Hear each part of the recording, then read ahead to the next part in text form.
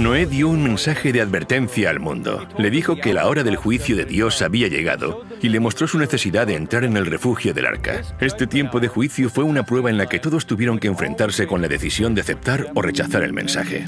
En ese instante su tiempo de gracia había terminado, la puerta del arca se cerró y cuando las aguas cubrieron la tierra, se ejecutó el juicio mediante el diluvio. Este patrón se repetirá con exactitud en los eventos del tiempo del fin. Así que acompáñame al futuro.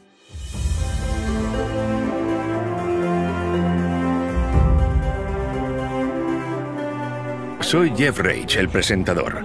Estoy caminando sobre una línea de tiempo que abarca todo el largo de este estadio de fútbol. Cada pulgada de este campo representa un año. Como podéis ver, esta línea de tiempo realmente nos ayuda a tener una mejor perspectiva. Anteriormente vimos como una profecía del libro de Daniel predijo el año exacto en que volveríamos a vivir los días de Noé, el comienzo del tiempo del fin.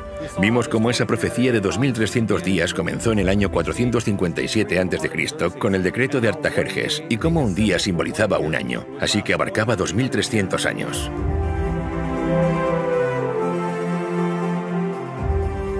Esta profecía se extendía mucho más allá del tiempo en que Jesús vivió, hasta el año 1844. Fue en esa fecha cuando el mensaje del primer ángel comenzó a transmitir la señal de advertencia que anunciaba que la hora del juicio había llegado. En esos días de Noé, ese tiempo de prueba duró 120 años, pero en nuestros días el mensaje del juicio ha estado anunciándose durante más de 170 años. Así como el mensaje de Noé se extendió por toda la tierra, de la misma forma el mensaje de los tres ángeles está circulando hoy alrededor del mundo, advirtiendo a sus habitantes que deben entrar en el arca del pacto eterno antes de que se ejecute el juicio final. Antes del diluvio, hubo un momento cuando el último mensaje de misericordia ya había sido dado y todas las personas delante del arca, con la puerta abierta, tuvieron que hacer una elección. Este es el punto donde ahora nos encontramos. Los mensajes del segundo y del tercer ángel nos advierten sobre la última gran crisis del mundo, que colocará a las multitudes de la tierra en el valle de la decisión, tal y como ocurrió en los días de Noé.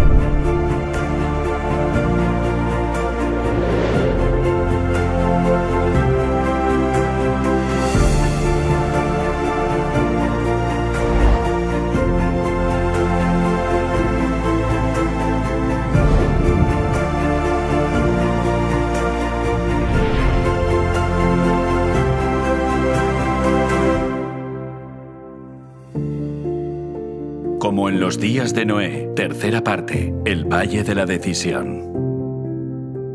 Muchos pueblos en el Valle de la Decisión, porque cercano está el día de Jehová en el Valle de la Decisión. La predicación de Noé habla de un día de juicio, un día para decidir si quieres estar dentro o fuera del arca. Debes hacer tu elección. Noé fue un pregonero de justicia y al predicar y decir que en realidad el único camino que funciona es obedecer la ley de Dios, por contraste estaba condenando, por así decirlo, a los falsos sistemas de adoración. Pero lo que estaba claro es que la mayor parte de la población no estaba cómoda con los requisitos de Dios, así que los adaptaron a su conveniencia. En los días de Noé, debido a la idolatría existente y a la proliferación por todo el mundo de un sistema falso de adoración, la gente estaba dispuesta a rechazar la invitación para entrar en el arca. En nuestros días, los innumerables sistemas de adoración cosecharán un resultado similar, el rechazo del pacto eterno. Pero Dios no dejará que nadie que desee conocer la verdad sea engañado. Tanto su misericordia como su justicia demandan una clara distinción entre la verdad y el error, para que todos puedan tener la luz suficiente para tomar su decisión. Es así como el verdadero buscador de la verdad puede desechar por sí mismo el error, y aquellos que escojan no hacerlo no tendrán ninguna excusa. Con este propósito, Dios envía el mensaje del segundo ángel.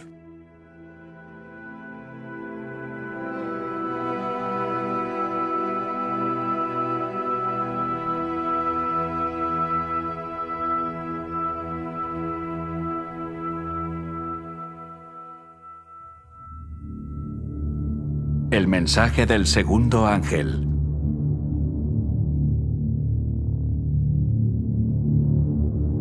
Otro ángel le siguió diciendo: ha caído Babilonia, la gran ciudad, porque ha hecho beber a todas las naciones del vino del furor de su fornicación.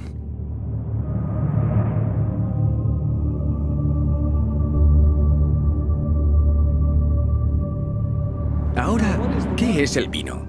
En las Escrituras el vino representa las falsas doctrinas.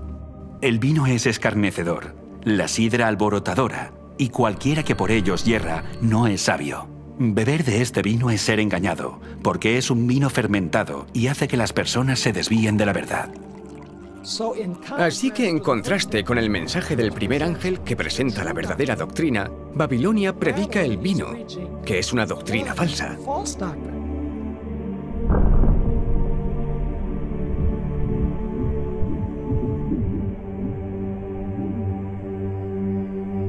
La oscuridad de la noche nos oculta de la vista la verdad sobre el mundo que nos rodea.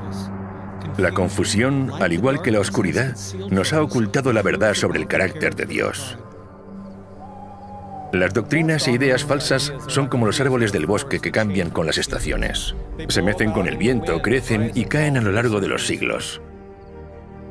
Existe solo una manera de disipar la oscuridad, y es con luz.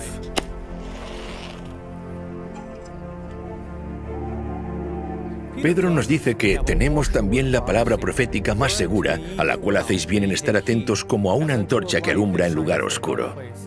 Y a la luz de estas profecías, somos capaces de identificar este sistema llamado Babilonia.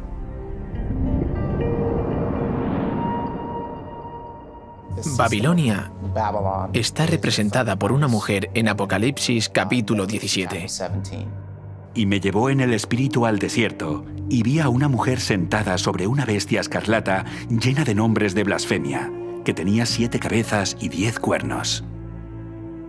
Los primeros 3 símbolos que nos ayudan a identificar a Babilonia son la mujer, la bestia y las 7 cabezas. Para poder entender correctamente estos símbolos debemos permitir que la Biblia los defina por nosotros. Esto es lo que Dios tiene que decirnos acerca del símbolo profético de una mujer. Destruiré a la bella y delicada hija de Sión. Sión fue el nombre dado al pueblo de Dios. También lo leemos en Isaías.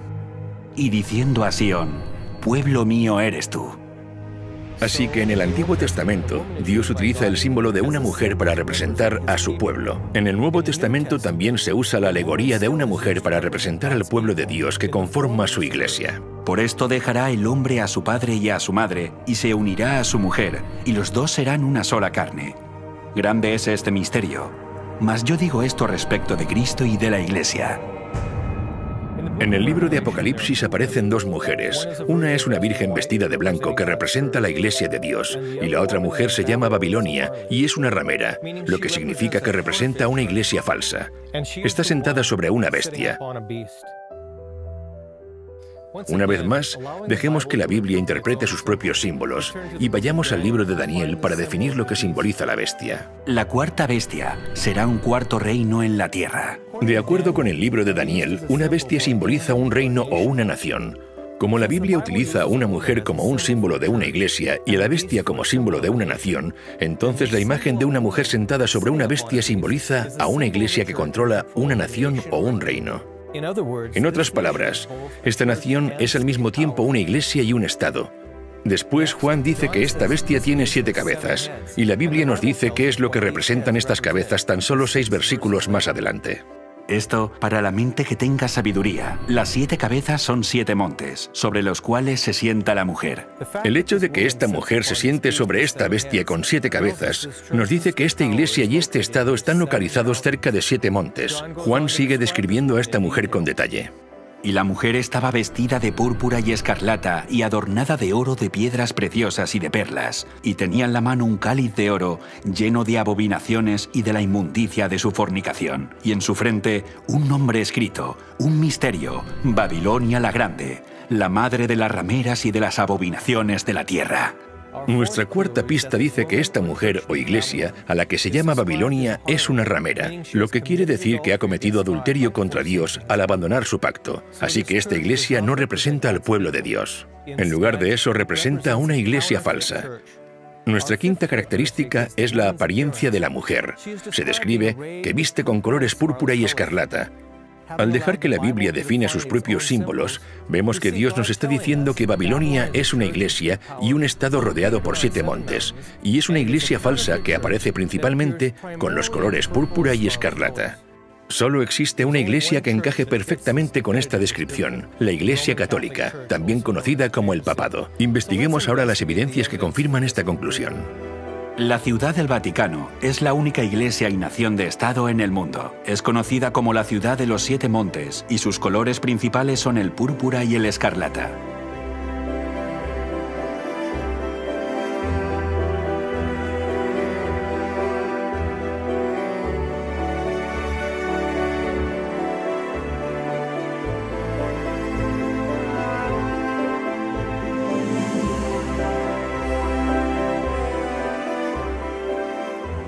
Durante la Reforma Protestante, muchos de los reformadores, incluyendo Thomas Cranmer, John Wesley, William Tyndale, John Wycliffe, Philip Melanchthon, Juan Hus, Martín Lutero y otros muchos, todos concluyeron que el papado era la ramera de Babilonia que aparecía en las Escrituras. Yo por mi parte quiero descargar aquí mi responsabilidad personal y actuaré conforme a mi conciencia. Por eso dirijo mi acusación contra el Papa y todos los papistas, que en verdad el papado no es sino el reino de Babilonia y el verdadero anticristo. Porque, ¿quién sino será el hombre de pecado, el hijo de perdición, que con sus enseñanzas y sus leyes multiplica los pecados y acrecienta el número de almas que se pierden, mientras que está sentado en la iglesia como si fuera un dios? Pues todo esto lo viene cumpliendo a la perfección la tiranía papal desde hace muchos siglos. La cautividad babilónica de la iglesia de Martín Lutero, página 197.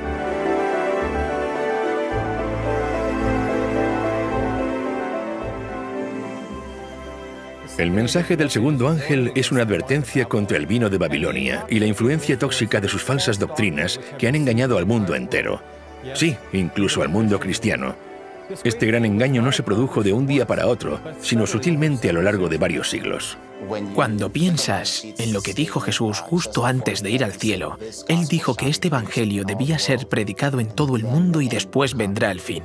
Vemos que los discípulos salen a predicar este evangelio, pero el fin no llegó. Yo creo que la razón es porque el evangelio se contaminó y comenzó a esparcirse por todo el mundo un evangelio diferente. En la segunda parte de esta serie, vimos cómo el santuario nos revela el evangelio eterno y el pacto eterno, pero ahora veremos una profecía en el libro de Daniel donde se ataca al santuario. Esto es exactamente lo que aquí se está describiendo, un ataque al evangelio y al pacto, reemplazándolo por un pacto falso. En Daniel capítulo 8, la Biblia habla sobre el poder de este cuerno pequeño que contaminaría el santuario.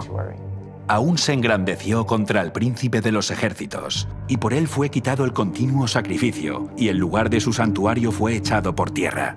Y a causa de la prevaricación le fue entregado el ejército junto con el continuo sacrificio, y echó por tierra la verdad, e hizo cuanto quiso y prosperó.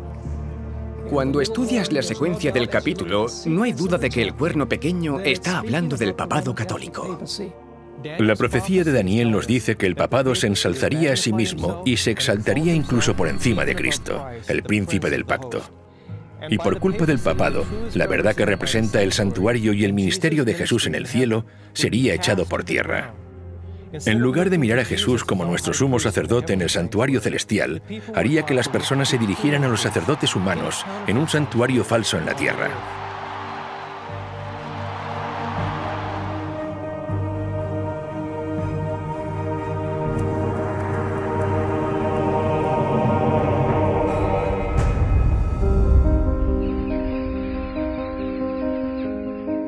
Así que encontramos que durante la Edad Media aparece en escena este poder creciente, que de hecho ataca cada una de las piezas del santuario y la verdad que representaban.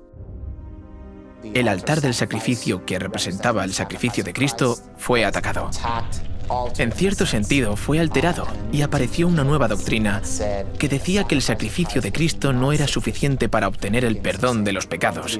Y si querías ser perdonado, tenías que pagar dinero. Necesitabas comprar indulgencias, hacer penitencias. Así que el sacrificio de Cristo era insuficiente para limpiar los pecados.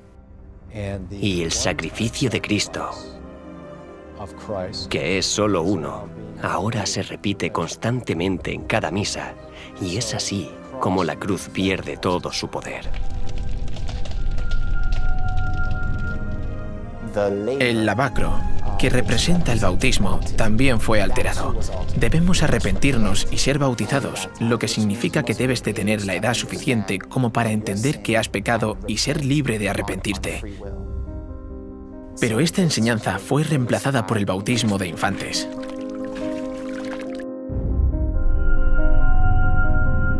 La mesa de los panes de la proposición representa la Biblia. La Biblia en la Edad Media fue arrebatada.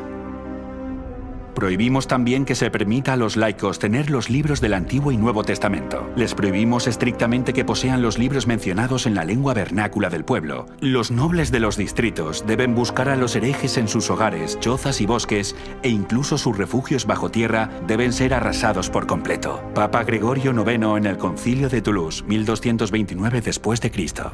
Cuando quitas la palabra de Dios, quitas la verdad de Dios. Haces que la gente caiga en la superstición y consideren que la tradición está por encima de la palabra de Dios. A la gente se le dijo que no podía leer la Biblia por sí misma.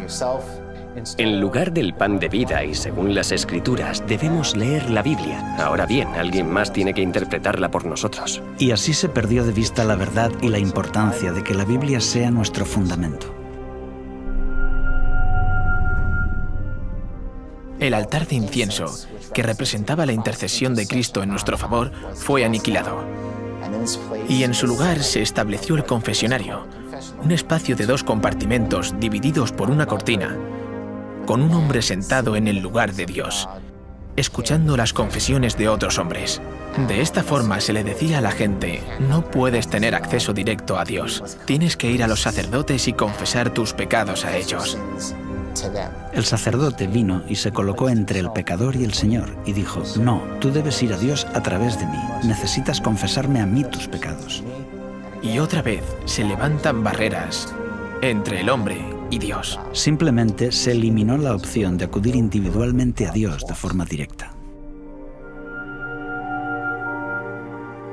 El candelabro de 7 brazos representaba a la Iglesia. También fue atacado durante las persecuciones que ocurrieron durante este periodo de tiempo conocido como la Edad Media. También trató de suprimirse la testificación, y eso es lo que representa el candelabro, el testimonio.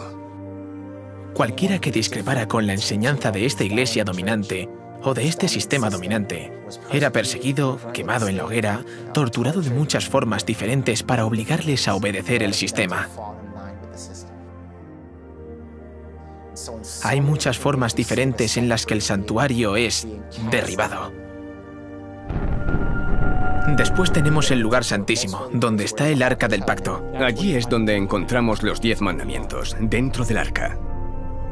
La Biblia dice que este poder pensaría en cambiar tiempos y la ley. Daniel 7:25. La Reforma claramente enseñaba o predicaba con arrojo que veían cómo el poder papal decía tener el derecho de cambiar su ley como representante de Dios en la tierra. La Biblia dice: acuérdate del sábado para santificarlo. Y la Iglesia Católica lo contradice: por mi divino poder anulo el sábado y te ordeno guardar el primer día de la semana. Y mirad, todo el mundo civilizado se postra en obediencia reverente a la orden de la Santa Iglesia Católica. La profecía predijo que la Iglesia Católica pensaría en cambiar los tiempos y las leyes, y que la Iglesia reconocería este hecho. El Papa tiene el poder de cambiar los tiempos, de abolir leyes y de dispensar todas las cosas, incluso los preceptos de Cristo. Cuando lees la teología de la Iglesia Católica, encuentras que el catecismo ha suprimido el segundo mandamiento. No aparece. Borraron el mandamiento que hablaba de las imágenes. No tendrás imágenes. Ahora tienen un problema porque solo tienen 9 mandamientos, así que tomaron el 10º mandamiento y lo dividieron por la mitad.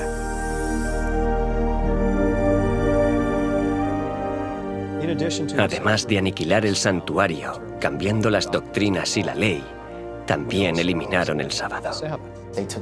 Tomaron el 7º día de reposo, que es el sábado, y dijeron: por el poder y la autoridad de la Iglesia, hemos cambiado ese día al domingo, el primer día de la semana.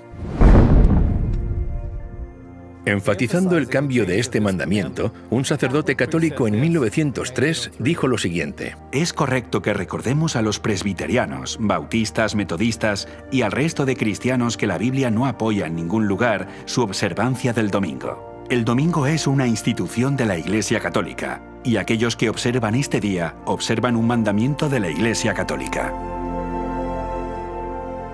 En los tiempos de la Iglesia cristiana primitiva, generalmente se entendía que guardar el sábado era parte de la vida cristiana. Y ahora se les decía que no, que el primer día de la semana es el nuevo día de reposo impuesto por la Iglesia Católica, porque ella misma dice tener el poder de hacerlo.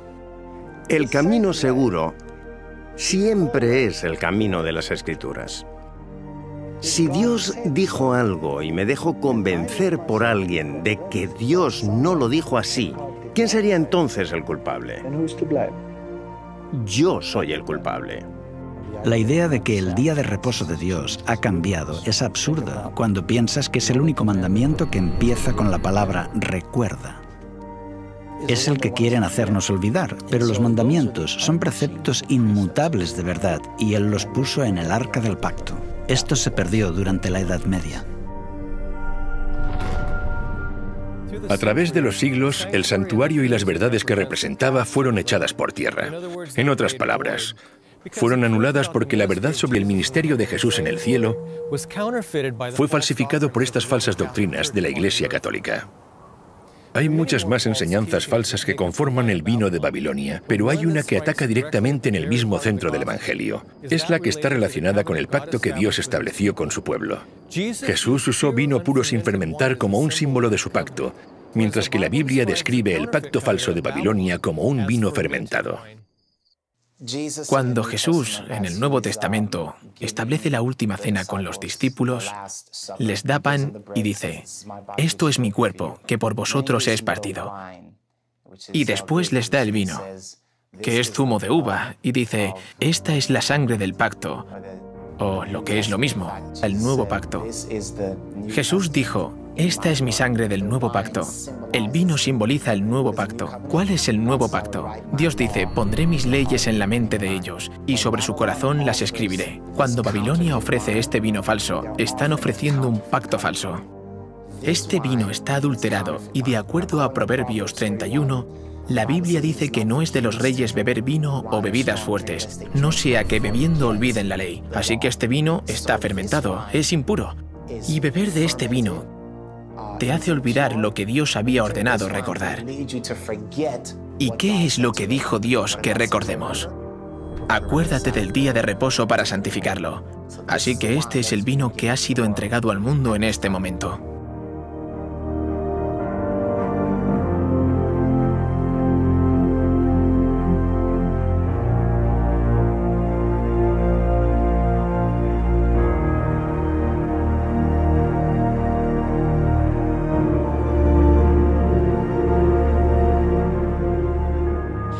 Vemos que cada pieza de mobiliario, incluyendo la ley de Dios, fue eliminada. Todo lo que la Biblia dice que este poder haría, lo hizo durante el tiempo asignado a este poder. Así es como se rechazaron por completo todas de las verdades representadas en el santuario. Así que todo el santuario, desde la puerta hasta el lugar santísimo, había sido corrompido y necesitaba ser restaurado. La profecía de Daniel 8:14 nos dice: «Hasta 2300 tardes y mañanas. Luego el santuario será purificado». En un momento concreto, todas las verdades que habían sido derribadas por el cuerno pequeño terminarían siendo restauradas. Todo el santuario es echado por tierra y pisoteado por este hombre de pecado, y la Reforma Protestante lo restaura. A lo largo de un periodo de 500 años, eso es lo que sucedió. Dios comenzó a hacer que surgieran diferentes movimientos que restaurarían cada pieza de mobiliario, casi siglo tras siglo durante un periodo de 500 años. Tenemos a John Wycliffe en el siglo XV. Él tradujo la Biblia en el idioma del pueblo. Y así surgió, por así decirlo, la Reforma. Martín Lutero nace en el siglo XV. Comienza la Reforma protestante en el siglo XVI. Y en esencia restaura la verdad de que el sacrificio de Cristo es suficiente para el perdón de los pecados. No necesitas pagar dinero, no tienes que hacer penitencia. Es por la fe en su sacrificio en nuestro favor que somos perdonados de nuestros pecados. Juan Calvino aparece en el siglo XVI. Es el fundador del movimiento presbiteriano. Para Calvino la oración es muy importante. Escribió extensamente sobre la oración. Básicamente enseñó que no necesitas ir a los sacerdotes para dirigirte a Dios. Puedes comunicarte con el trono de Dios personalmente. En el siglo XVII, John Smith y Roger Williams son los fundadores del movimiento bautista y su mensaje especial es la restauración del modelo verdadero de bautismo. Debes arrepentirte y después ser bautizado. No puedes ser rociado. El verdadero bautismo es un símbolo de estar totalmente sumergido, totalmente enterrado y totalmente renovado a la vida. Así que el movimiento bautista restaura el modelo verdadero de bautismo. En el siglo XVIII aparece en escena John Wesley. Es el fundador del movimiento metodista y tiene un mensaje muy contundente para el evangelista laico. Tú eres la luz del mundo. Deja que tu luz brille. En esencia, el movimiento metodista añadía un elemento más a lo que habían descubierto los movimientos anteriores. Añade este elemento de evangelismo. Sal y deja que tu luz brille. Así que para el siglo XIX aún falta una pieza de mobiliario por restaurar. Es el Arca del Pacto, específicamente el descanso del séptimo día, el sábado. Fue en ese siglo cuando Dios levanta el movimiento adventista del séptimo día, que se enfocaría específicamente en la ley de Dios y el mandamiento que fue pisoteado, el día de reposo del séptimo día.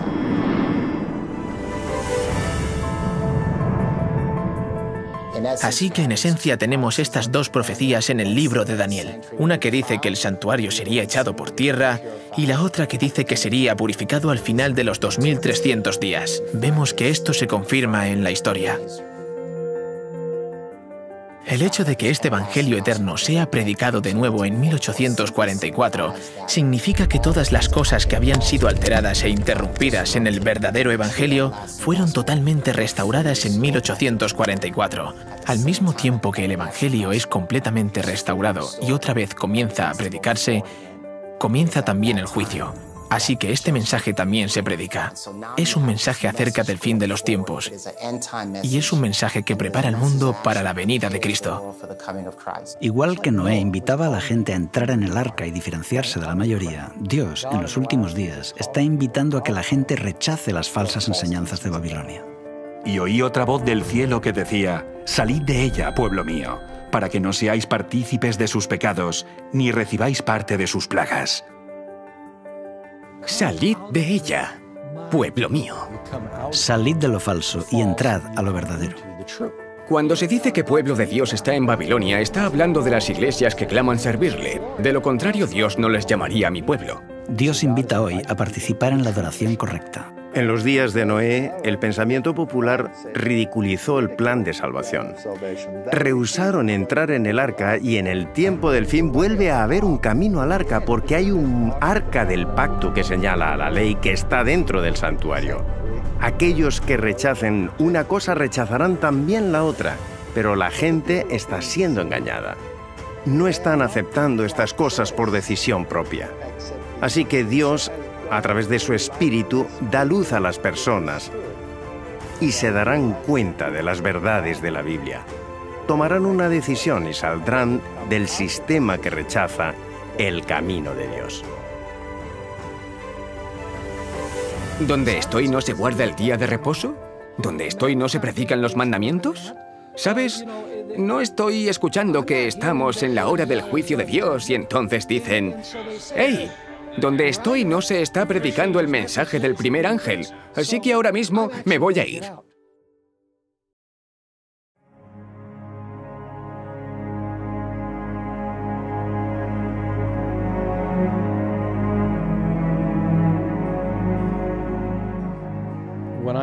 La primera vez que escuché este mensaje, que la denominación a la que pertenecía era Babilonia, y que ese era un método falso de alabanza, me asustó y me salí de la Iglesia Católica. Conocí a mucha gente buena que estaba dentro de la Iglesia Católica, pero cuando vi que sus enseñanzas eran contrarias a la Escritura, no tuve elección. Como ser humano racional reflexioné y dije, bueno, la única conclusión lógica es seguir lo que Dios ha dicho en la Biblia, no la tradición de los hombres. Fue muy difícil porque toda mi familia era católica y lo siguen siendo hasta el día de hoy. Y esto es lo que necesitamos hacer que la gente conozca que Babilonia ha caído. Ha caído 2 veces. Y no solo el catolicismo romano, sino también las hijas de la ramera que son presentadas en Apocalipsis 17, porque ellas también se han convertido en una Babilonia espiritual. Y en su frente, un nombre escrito, un misterio. Babilonia la Grande, la madre de las rameras y de las abominaciones de la tierra. Se la describe como la madre de las rameras y abominaciones, así que ella es madre y tiene hijas, por lo que el mensaje de este segundo ángel avanza. Creo que este mensaje habla de la madre de forma genérica, pero también se refiere a las hijas. Así que, ¿quiénes son las hijas? Son las iglesias protestantes que salieron de ella, que ya no protestan, que han rechazado el mensaje del primer ángel. Claramente, el mensaje del segundo ángel invita a que la gente salga de los sistemas religiosos donde no se pone en práctica el mensaje del primer ángel. Esto se refiere a las iglesias protestantes que han dado la espalda al mensaje del santuario, a la ley de Dios, al sábado. Babilonia ha caído, ha caído. Apocalipsis 18 lo retoma diciendo, salid de ella, pueblo mío. Así que hay una invitación para que el pueblo de Dios, que está en estas organizaciones caídas, salga de ellas, porque estos sistemas caídos están enseñando que hay otro camino para acceder al trono de Dios. Cuando solo hay un camino al trono de Dios, y es a través del patrón que se nos dio en el santuario.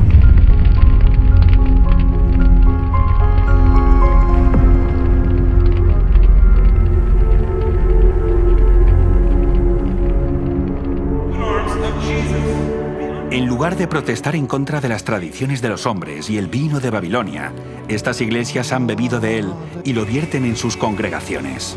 El término Babilonia, confusión, puede ser apropiadamente aplicado a estas entidades. Todos afirman que sus doctrinas vienen de la Biblia y aún así están divididos en prácticamente innumerables sectas con credos en claro conflicto. Pero la fe religiosa parece tan confusa e incoherente que la gente no sabe cuál es la verdad. A pesar de las tinieblas espirituales y el alejamiento de Dios que se observa en las iglesias que constituyen Babilonia, la mayoría de los verdaderos discípulos de Cristo se encuentran aún dentro de ellas. ¡Lo necesito, Señor! Muchos de ellos no han oído nunca las verdades especiales para este tiempo. No pocos están descontentos con su estado actual y tienen sed de más luz. ¡Quita tus manos de la propiedad de Dios! En vano, buscan el Espíritu de Cristo en las iglesias a las que pertenecen. Como estas congregaciones se apartan más y más de la verdad y se van uniendo más y más con el mundo, la diferencia entre ambas categorías de cristianos se irá acentuando hasta que terminen por separarse del todo.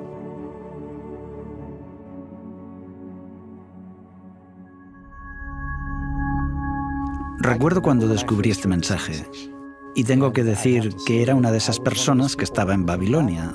Era un pagano, pero la primera vez que fui a Jesús me uní a la típica iglesia evangélica y no hice esas cosas de las que estamos hablando.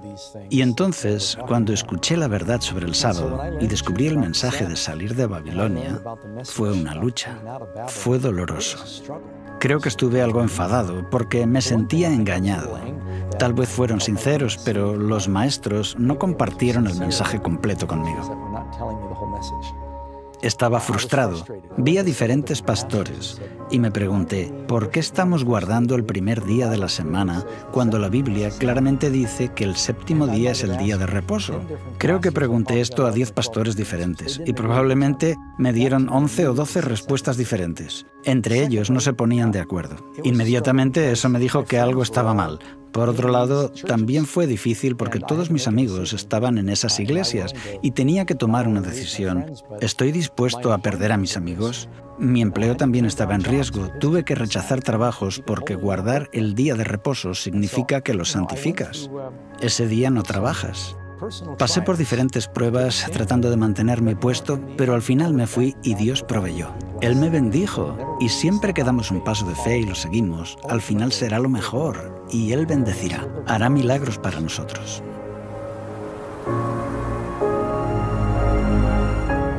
Los mensajes del primer y del segundo ángel serán difíciles de aceptar para los cristianos. Estas advertencias ponen en duda muchas de las creencias fundamentales que los cristianos han profesado.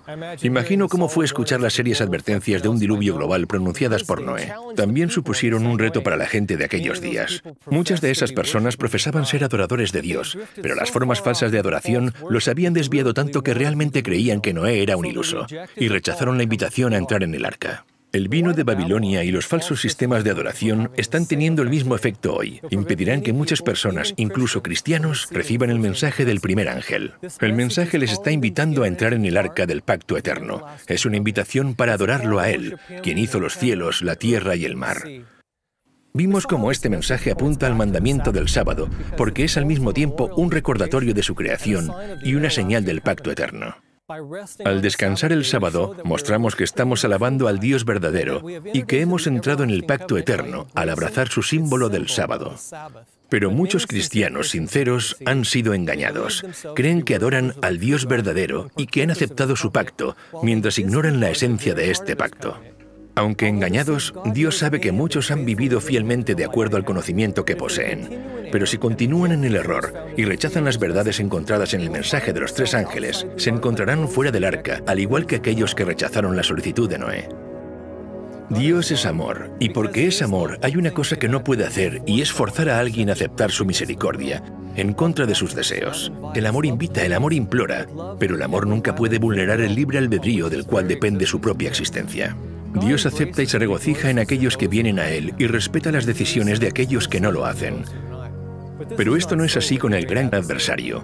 Él usará todos los medios necesarios, incluyendo la coacción y la fuerza, para asegurarse la sumisión y lograr sus objetivos. Durante siglos, Satanás ha estado preparando sus engaños más poderosos para su asalto final. Pero en el otro lado, el amor hará que cada persona tome una decisión inteligente según su libre elección. Con este propósito, Dios envía el mensaje del tercer ángel, para desvelar los planes del enemigo y que todos tengan la suficiente luz, para que nadie sea engañado cuando se encuentre en el valle de la decisión.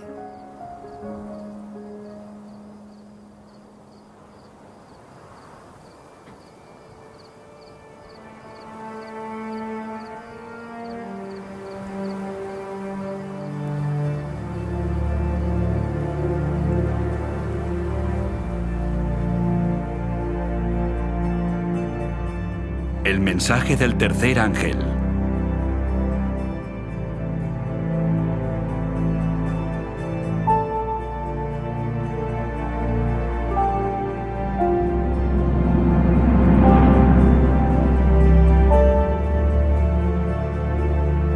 Y el tercer ángel los siguió diciendo a gran voz: si alguno adora a la bestia y a su imagen, y recibe la marca en su frente o en su mano, él también beberá del vino de la ira de Dios, que ha sido vaciado puro en el cáliz de su ira, y será atormentado con fuego y azufre delante de los santos ángeles y del Cordero.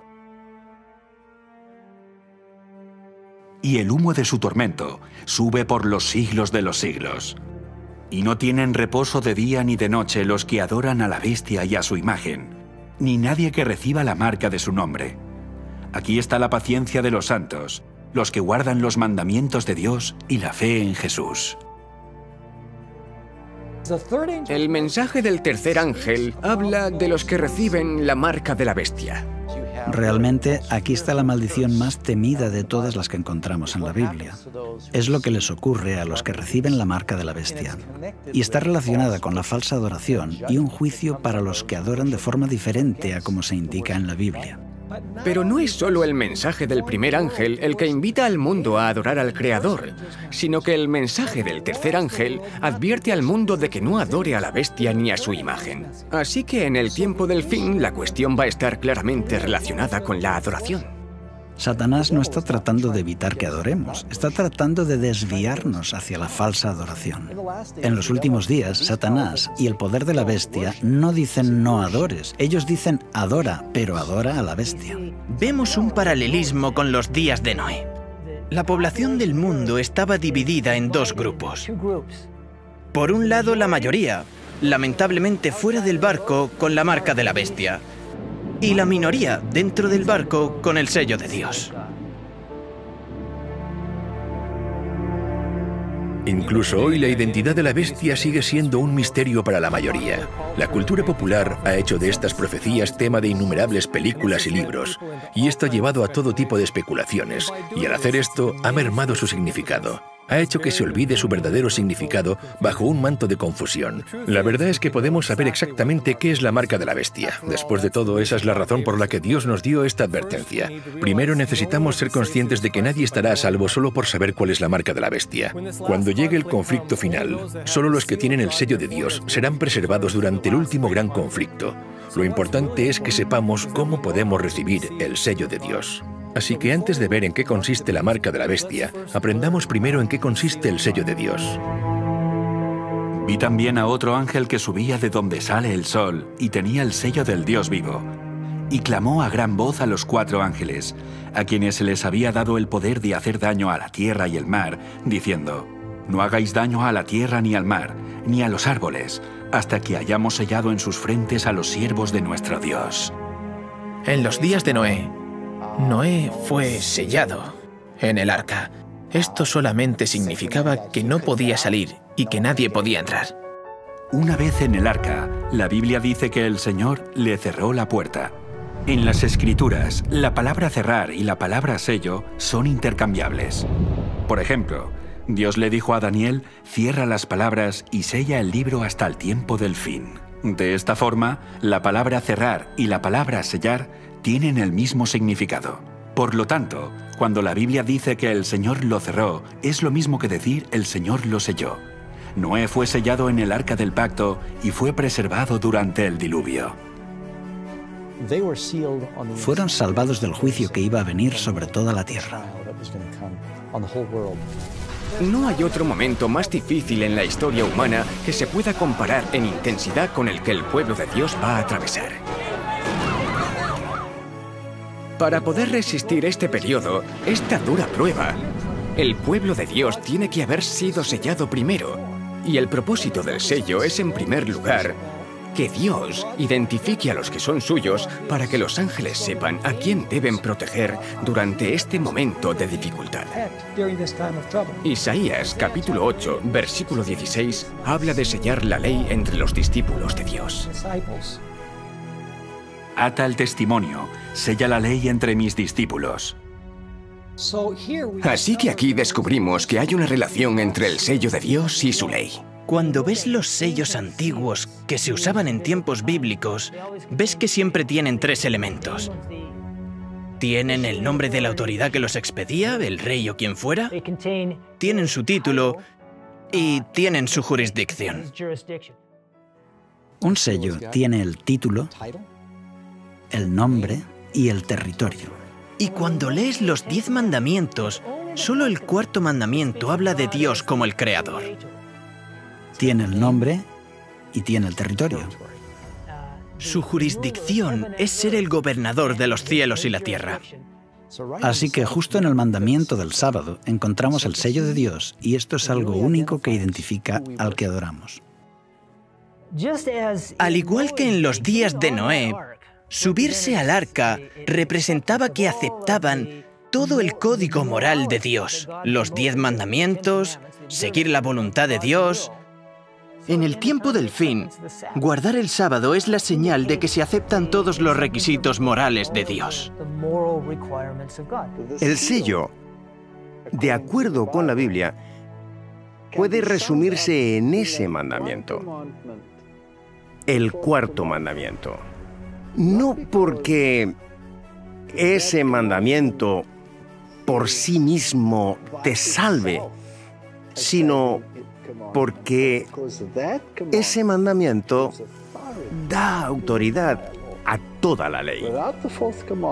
Sin el cuarto mandamiento, el resto del decálogo podría ser las leyes de cualquiera. Pero este es el Señor, tu Creador. Eso es lo que le da el sello de autoridad a toda la ley. Guardando ese día conforme al mandamiento, estás reconociendo la autoridad del legislador, y por eso es importante guardar el sábado. Y santificad mis días de reposo, y sean por señal entre mí y vosotros, para que sepáis que yo soy Jehová vuestro Dios. Realmente, el sábado determina a quién adoras. Guardar el sábado muestra que hemos confiado nuestras vidas a nuestro Creador, a nuestro Salvador.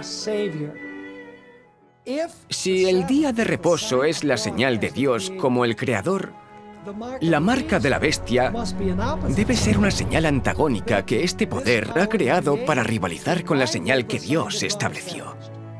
¿Cuál fue la señal que Dios estableció y qué le reconoce como creador? El sábado. Así que, ¿cuál será la marca que distingue a la bestia y demanda que la gente le adore? Debe ser un día diferente. En el libro de Apocalipsis se dice que la última guerra es una guerra por la adoración. El mensaje del tercer ángel nos advierte 2 veces que muchos adorarán a la bestia. Esta es una violación del primer mandamiento que dice: no tendrás dioses ajenos delante de mí. El mensaje del tercer ángel nos advierte 2 veces que muchos adorarán la imagen de la bestia. Esta es una violación del segundo mandamiento que prohíbe la adoración de imágenes e ídolos. Hemos sido advertidos de que muchos recibirán el nombre de la bestia, una falsificación del tercer mandamiento, el de no tomar el nombre de Dios en vano. Y finalmente, el mensaje del tercer ángel nos advierte 2 veces de que no recibamos la marca de la bestia, una falsificación del sello de Dios del cuarto mandamiento. Recordad el sábado, santificadlo. Podemos ver el paralelismo entre tener un solo Dios o tener más a quien adorar. El nombre, la imagen. Esto nos indica que el día de reposo es la marca, porque la descripción va en paralelo. Todo gira en torno a la primera tabla del Decálogo. Los primeros 4 de los 10 mandamientos son leyes que definen cómo tenemos que adorar a Dios. Así que cuando el mensaje del primer ángel nos ordena adorar a quien hizo los cielos, la tierra y el mar, nos dirige al arca del pacto eterno por medio de la alabanza al Creador. El mensaje del segundo ángel nos advierte que la falsa alabanza confundirá a la gente y la alejará del pacto. Y el mensaje del tercer ángel nos avisa sobre la bestia, que tratará de impedir que la gente entre en el pacto, forzándola a ignorar la señal de adoración al Creador, y en su lugar, recibir la señal de adoración de la bestia. Entonces, ¿quién es esta bestia? Me paré sobre la arena del mar, y vi subir del mar una bestia que tenía 7 cabezas y 10 cuernos, y en sus cuernos 10 diademas, y sobre sus cabezas un nombre blasfemo. Juan ve que esta bestia tiene 7 cabezas y 10 cuernos. Esta es exactamente la misma descripción de la bestia de Apocalipsis 17, sobre la que se sentaba la mujer llamada Babilonia vestida en colores púrpura y escarlata. Fíjate además que esta bestia también tiene 7 cabezas y 10 cuernos. En el capítulo 13 Juan vio que la primera bestia salía del mar. El capítulo 17 dice lo que simboliza el mar. Las aguas que has visto, donde la ramera se sienta, son pueblos, muchedumbres, naciones y lenguas. Así que lo que Dios está revelando en Apocalipsis 13 es que esta bestia sube al poder en un área densamente poblada. La bestia en Apocalipsis 17 sostiene a una mujer que está llena de nombres de blasfemia. Y cuando regresamos a la bestia en Apocalipsis 13, también tiene sobre sus cabezas nombres de blasfemia. Las descripciones de estas 2 bestias coinciden porque ambas representan al mismo poder. La bestia que Juan vio levantarse del mar es la misma bestia sobre la que estaba la mujer llamada Babilonia y que ya vimos que representa al papado de la Iglesia Católica.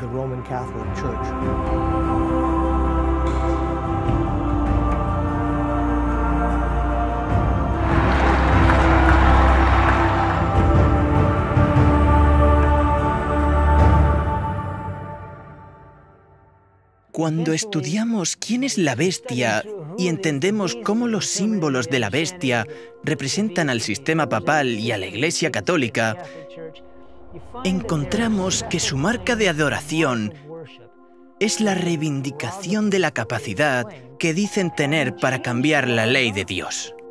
Cambiándola, la han distorsionado por completo. Han tomado el cuarto mandamiento y han hecho que se aplique no al día de reposo de la creación, no a la señal del poder y autoridad del Creador, sino al domingo. Según la Iglesia Católica, esta sería la marca de su autoridad, y esta es la marca de la bestia en el tiempo del fin. Un arzobispo de la Iglesia Católica dijo lo siguiente en 1562. Por lo tanto, la autoridad de la Iglesia no está unida a la autoridad de las Escrituras, ya que la Iglesia había cambiado el sábado al domingo, no por orden de Cristo, sino por su propia autoridad. La Iglesia Católica señala el cambio de la ley de Dios como prueba de que su autoridad está por encima de la Biblia y sostiene que este cambio es una señal de su autoridad. En 1893, la Iglesia Católica distribuyó la primera edición de un artículo que después fue renombrado El reto de Roma, ¿por qué los protestantes guardan el domingo? En esta publicación, el autor católico lanza a los protestantes esta pregunta. Aún no es demasiado tarde para que los protestantes se salven a sí mismos. ¿Lo harán? ¿Se mantendrán firmes en la doctrina protestante? ¿Tomarán verdaderamente solo la palabra escrita, solo las Escrituras como su única autoridad y única norma? ¿O todavía retendrán la doctrina y la práctica indefendible, contradictoria y suicida, de seguir la autoridad de la Iglesia Católica y llevar la señal de su autoridad? ¿Guardarán el día de reposo del Señor, el séptimo día, de acuerdo a la Escritura? ¿O guardarán el domingo de acuerdo a la tradición de la Iglesia Católica? Eliminar aquello que nos recuerda la autoridad de Dios como Creador. Rechazar la señal de la fe. La supresión de esas cosas ataca a los cimientos de nuestra relación con Dios y todo lo que esto conlleva. El acto más desafiante que puede haber para desafiar la autoridad de Dios es cambiar su ley, porque la ley es la base de su gobierno. El papado reclama este cambio como una señal de su autoridad. Aquellos que adoren al Creador honrarán el día que Dios santificó como la señal de su autoridad y de que forman parte del pacto. Y aquellos que pisoteen la ley de Dios para obedecer una representación humana recibirán la marca de la bestia, porque aceptan la señal de lealtad al poder que escogieron obedecer, en lugar de obedecer a Dios. Este es el centro del conflicto en esta última guerra por la adoración. Conforme esta crisis se intensifica y se hace universal, cada persona recibirá la señal del poder que decidieron obedecer, en la frente o en la mano. La marca será tanto en la frente como en la mano. Ahora bien, para entender realmente lo que esto implica, tenemos que leer Deuteronomio capítulo 6. Y estas palabras que yo te mando hoy estarán sobre tu corazón, y las repetirás a tus hijos, y las atarás como una señal en tu mano, y estarán como frontales entre tus ojos. Así que primero necesitamos entender qué significan estas palabras, que son los mandamientos que acababan de ser dados en el capítulo anterior. En Éxodo capítulo 13, versículo 9, dice lo mismo. Y también en Deuteronomio 11. La ley de Dios debe estar en tu mano y como frontales entre tus ojos. Y eso añade un nuevo significado a la marca de la bestia.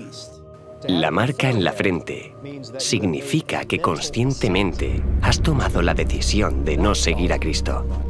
Hablamos de símbolos. En la mano significan tus acciones y en la frente tu fe y tu forma de adorar. Puedes recibir la marca de cualquiera de las dos formas.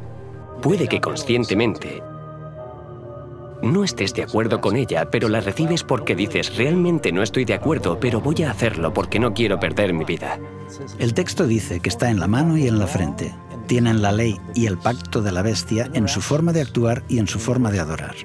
En esta guerra por la adoración, la bestia tiene un aliado poderoso. Después de ver la primera bestia levantarse del mar, Juan ve otra bestia y dice que esta segunda bestia es la que forzará al mundo a adorar a la primera bestia.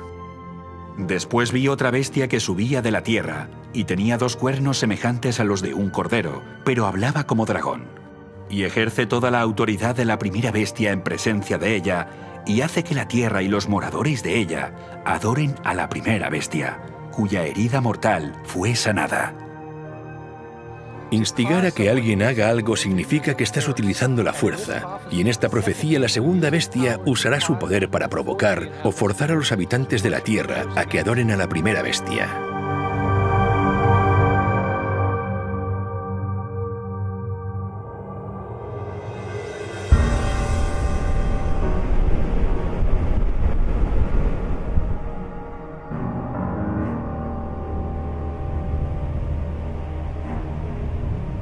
La primera bestia salió del mar, y ya vimos cómo la Biblia utiliza el mar como un símbolo para representar un área densamente poblada de personas, multitudes, naciones y lenguas.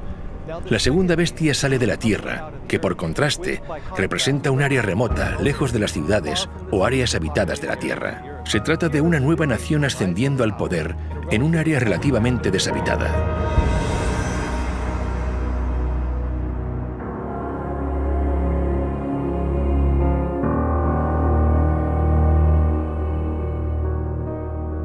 Además, esta bestia tiene 2 cuernos como los de un cordero. A través de la Biblia vemos que el cordero es un símbolo que representa a Jesús, el Cordero de Dios. Así que cuando se describe la segunda bestia con 2 cuernos como los de un cordero, estaríamos buscando sin equivocarnos a una especie de nuevo Cristo o a una nación cristiana ascendiendo al poder en un área deshabitada. Sin lugar a dudas, hay solo una nación que cumple estos requisitos. Y no es mera coincidencia que a menudo se la considere la nación más poderosa e influyente del mundo, los Estados Unidos de América. Los padres fundadores de esta nueva nación profesaban creer en el Dios de la Biblia cuando declararon: consideramos estas verdades evidentes por sí mismas que todos los hombres han sido creados iguales. El Creador les ha concedido ciertos derechos inalienables. Entre esos derechos se cuentan la vida, la libertad y la búsqueda de la felicidad.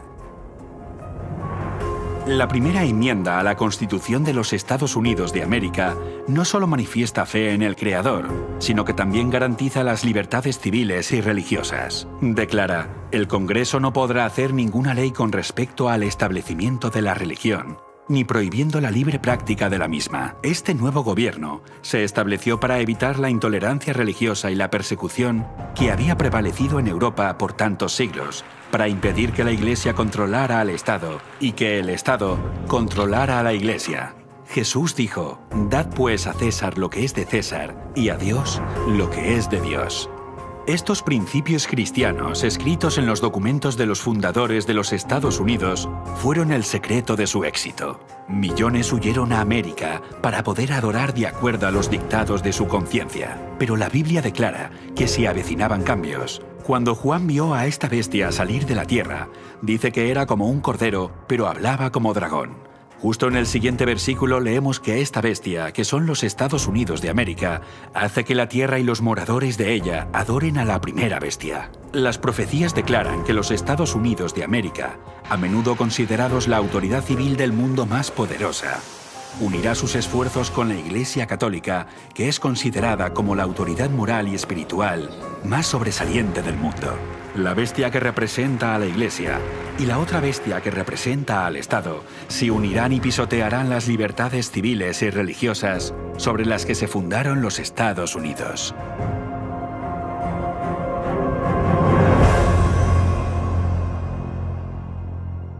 En el tiempo de Cristo y los apóstoles, miles de personas abandonaron la religión de los saduceos y los fariseos, a los que Jesús había declarado corruptos, para formar parte del cuerpo de Cristo, la Iglesia del Nuevo Testamento. Los líderes religiosos apelaron al poder político para perseguirlos. Es por esto que el rey Herodes, en Hechos capítulo 12, había arrestado a Pedro y había ejecutado a Santiago. Aquel clero estaba pidiendo al poder político que persiguiera al pueblo de Dios.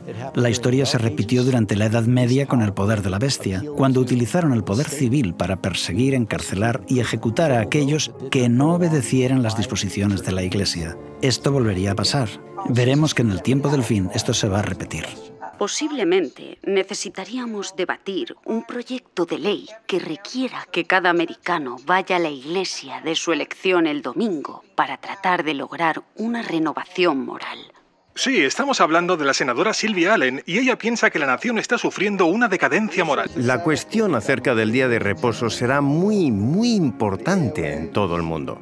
Las cadenas de radio y los canales de televisión también difundirán la visión opuesta porque Dios es un Dios justo. Así que la televisión, la prensa y otras organizaciones informarán acerca de las dos opciones, de los dos sistemas de adoración y los 2 días de reposo. El sábado bíblico en el 7º día y el día de reposo del resto del mundo. Se asegurarán de que este mensaje quede claro. Los cristianos han dicho que lo cambiaron. No, te equivocas. Mucha gente escuchará este mensaje en la 11ª hora. Miles se convertirán. Y el 7º día fue un día de descanso ahora. El primer día, el domingo, que por cierto fue tomado de los romanos y los griegos, se introdujo después. ¿Cuál es el problema? Lo que está ocurriendo es que los pecados de Babilonia están siendo desenmascarados y la gente se va a dar cuenta de que las iglesias son Babilonia. Y de que estas iglesias han estado enseñando doctrinas falsas. Irán a sus pastores y sacerdotes y dirán, ¿son ciertas estas cosas? ¿Por qué no nos habéis dicho nada? Y preguntarán, ¿estas cosas son así? Y claro, la mayor parte harán todo lo que puedan para denunciarlo y apartarse de ellos, pero ellos continuarán diciendo paz, paz, no os preocupéis por estas cosas. Les están engañando, pero muchos no se quedarán satisfechos. Habrá muchos que escuchen este mensaje y lo acepten. Van a posicionarse y saldrán de Babilonia a costa de una gran pérdida personal y experimentarán una gran tribulación y persecución. Comenzarán a abandonar las iglesias nominales, aunque los líderes no van a descansar tranquilamente. De hecho, harán todo lo que puedan para contrarrestar el mensaje que ha sido difundido. Los líderes religiosos protestantes y católicos van a unir sus fuerzas.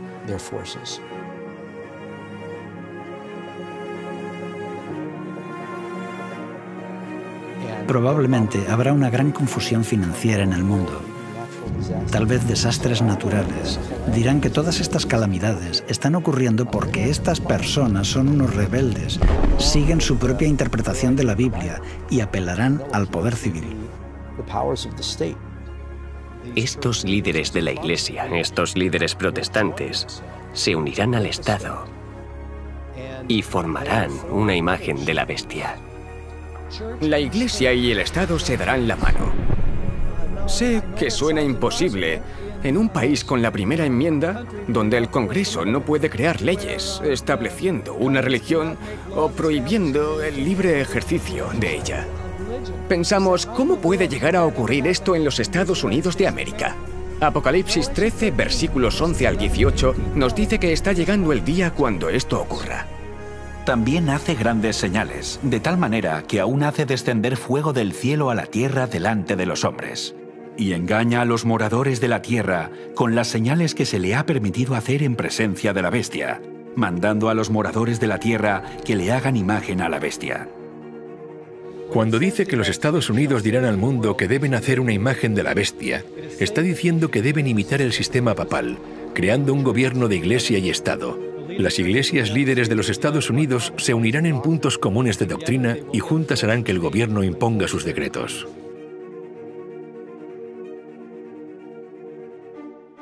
Los líderes religiosos en los Estados Unidos presionarán fuertemente para establecer una ley dominical a nivel nacional. Los gobiernos estarán inundados con solicitudes para hacer que la legislación establezca el domingo como día de adoración.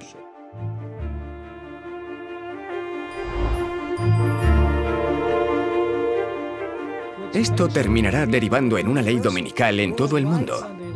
Esto se ve en diferentes momentos de la historia de Daniel. Se estableció una ley y tuvieron que escoger. Cuando se instaló la imagen en los valles de Dura, no parecía que tuviera importancia. No fue importante hasta que se ordenó que todos debían adorarla. ¿Obedezco a la ley del Estado, me postro y adoro a la imagen de oro? ¿O obedezco la ley de Dios y permanezco en pie cuando todos los demás se han postrado? Satanás quería que desobedecieran a Dios. Después de negarse, está el decreto de muerte. La antigua historia de la imagen de oro en Babilonia que todos debían adorar o por el contrario serían ejecutados es en sí una profecía que representaba a Babilonia la Grande en el tiempo del fin, porque establecerá una imagen de la bestia y el que no la adore deberá ser ejecutado. Y que ninguno pudiese comprar ni vender, sino el que tuviese la marca o el nombre de la bestia, o el número de su nombre. Imagina que desde este momento en adelante no se te permitiera comprar ni vender, sin comida, ni ropa, ni agua. ¿Cuánto tiempo aguantarías? El propósito de esta ley es obligar a aquellos que obedezcan la ley de Dios a perecer como marginados de la sociedad o a rendirse y recibir la marca de la bestia. El ridículo, la persecución y la severidad del castigo irán en aumento hasta que finalmente derivará en la pena de muerte. Y se le permitió infundir aliento a la imagen de la bestia, para que la imagen hablase e hiciese matar a todo el que no la adorase. ¡Alto, policía! ¡Quieto! ¡Policía! ¡Ya habéis ¡Vamos, oído! póngase ahí! ¡Vamos! ¡No se mueva! ¡Al suelo! ¡Vamos, vamos, al suelo! Y la Iglesia instigará a que aquellos que no obedezcan esta ley sean perseguidos. La presión política va a ser aplicada de tal forma que usarán el poder militar y policial para perseguir a aquellos que crean en la verdad bíblica. Muchos antes del final, en el fin del tiempo de gracia, perderán sus vidas o serán llevados a prisión. El problema del mundo es lo que lo controla. Hay solo una minoría que tiene el mensaje de fe en la justicia de Dios. Es el mensaje de Noé y es un mensaje de esperanza. Es un mensaje de salvación, pero también es un mensaje de juicio. La elección final es del hombre, que debe decidir entre la ley dada por Dios y la ley dada por el hombre. Y el catolicismo dice exactamente lo mismo. Dice que la decisión está entre el sábado bíblico y el día de reposo papal.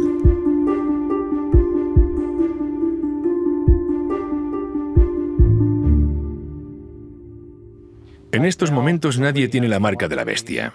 Esto será solamente cuando el decreto de ley imponga que hombres y mujeres deben recibir la marca del poder que han elegido obedecer. Antes de continuar, quiero dedicar un momento para considerar 3 principios latentes en esta controversia. Veréis, la lucha entre el día de reposo de Dios y la legislación dominical es una disputa acerca del carácter de Dios. ¿Quién es Dios? ¿Impondría que todos le adoren por la fuerza o más bien desearía un servicio de amor ofrecido libremente?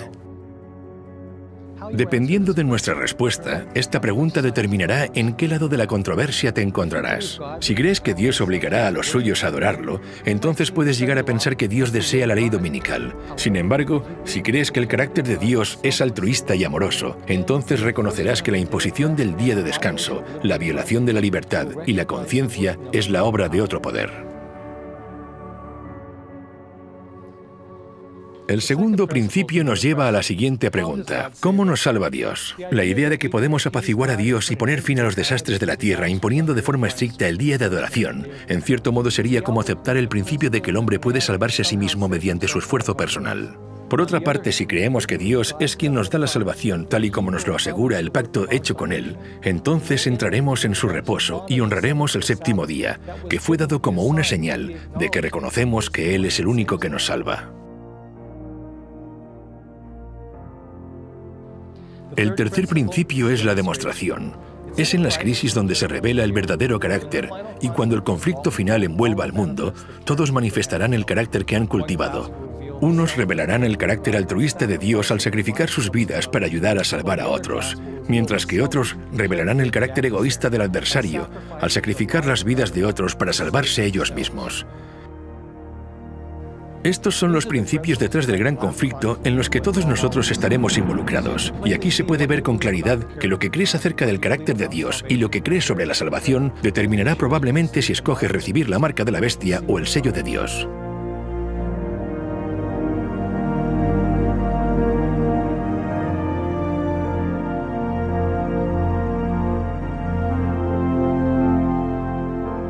Ahora mismo el mensaje de los tres ángeles está anunciando la hora del juicio final, advirtiéndonos de los eventos que rodean el cumplimiento del juicio que está por llegar. No sabemos cuándo tendrán lugar los eventos, no sabemos el año exacto, pero sea cuando sea, sabemos que sucederán pronto y sobrevendrán rápidamente. Veamos un panorama detallado de estos eventos finales.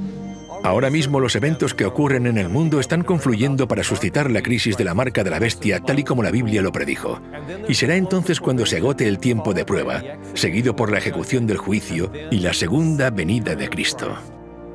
En los días de Noé, el mundo entero se encontraba en el valle de la decisión, pero cuando todos habían tomado su decisión de aceptar o rechazar el refugio del arca, la puerta de la misericordia se cerró. En ese momento, su decisión fue sellada. Todos habían elegido aceptar o rechazar la invitación para entrar en el refugio del pacto eterno, y muy pronto la puerta se volverá a cerrar de nuevo, para siempre.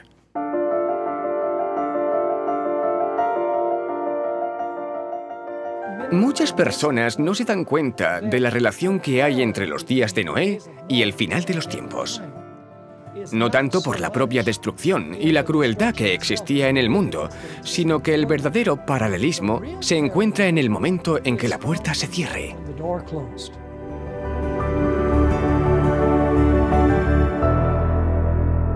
El fin del tiempo de gracia. Nosotros como humanos, sencillamente, no podemos comprender la tolerancia y la paciencia de Dios. Pero Él dijo, no contenderá mi espíritu con el hombre para siempre. Hay un límite, y en el tiempo de Noé, Dios determinó 120 años. ¿Por qué no aniquiló a los impíos en ese momento? Es porque Él ama su creación. Él tiene que demostrar que Él da al impío todas las oportunidades y que tiene paciencia. Pero llega un punto donde el tiempo de gracia termina y vemos que la puerta del arca se cierra. Creo que justo ahora estamos llegando al fin del tiempo de gracia de Dios y de la misericordia para esta generación. El mensaje de Noé se da a través del mensaje de los tres ángeles. Y llegará el momento cuando ese mensaje ya no se dará más. Los impíos no se perdieron cuando comenzó a llover. Se perdieron cuando la puerta se cerró. Entonces Noé se salvó.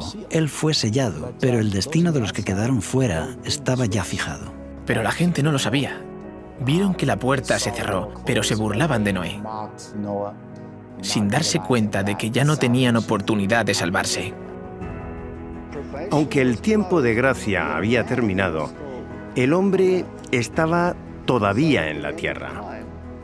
En el tiempo del fin volverá a haber un momento cuando la gracia se haya terminado, pero el hombre esté aún en la tierra.